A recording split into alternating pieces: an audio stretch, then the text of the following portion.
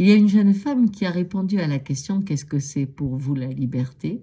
Elle a répondu « L'absence de peur ». Et j'ai adoré cette définition. Je la mettrai moi dans le dictionnaire parce que c'est ça. La prison, l'enchaînement, où qu'on soit, c'est la peur. Et cette peur qui fait qu'on construit des murs psychologiques, des murs en vrai. On crée des alarmes psychologiques, des alarmes en vrai. On ne se rend pas compte qu'en fait, le seul qui est au mitard, c'est vous. Vous êtes tout seul. Et les gouvernements abusent de la peur. Que je sois dans une dictature ou dans un pays libre, je l'exprime autrement. Mais c'est pareil dans une dictature. Bien sûr que le monde extérieur est très dangereux et veut nous tuer, qu'il faut répondre à telle et telle loi, ce qui fait que quand on lit les livres en Corée, tout ça, les gens, ils ont même peur de leur enfant qui les dénoncerait de ne pas être alignés avec la vision du chef de l'État. Bien, mais il y a aussi les religieux. Si je ne vais pas dans le livre, si je n'applique pas la loi dans ces états de dictature religieuse, à nouveau, j'ai peur. Donc, il faut vraiment que je me soumette. Mais en démocratie, comment on fait?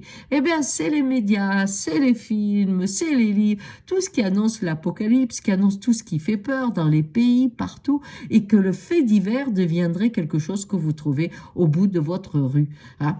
Quand on regarde, par exemple, au niveau des meurtres, au niveau de tout ce qui se passe, par rapport aux millions de gens que nous sommes, aux milliards, franchement, c'est pas beaucoup, mais la peur qu'on distille, eh bien, amène à se replier petit à petit et à s'isoler.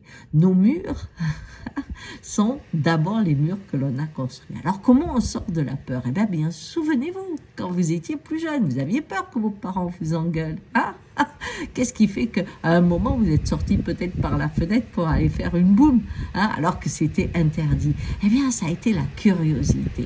Il y a une très forte curiosité qui se met en place. Et la curiosité, c'est l'ennemi de la peur. Vous voyez, quand je parle comme ça, le vent se lève. Hein. On sent que ça fait vraiment bouger. Et puis, il y a l'amour. Souvenez-vous aussi, on n'a pas le droit de sortir, on n'a pas le droit de faire l'amour quand on est une fille. À mon époque, avant le mariage. Donc, qu'est-ce qui fait qu'on transgresse aussi? Donc, curiosité et amour sont les deux mamelles de la liberté.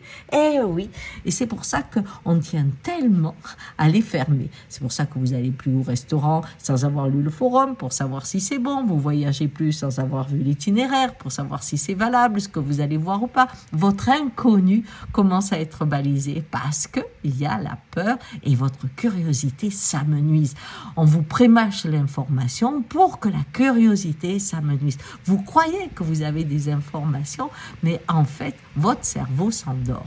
Et c'est les deux mamelles de la liberté. Alors, ce jour-là, dimanche, j'ai décidé de vous pousser à réfléchir à l'amour et la curiosité parce que ce sont les vraies dynamiques du monde libre. Ciao!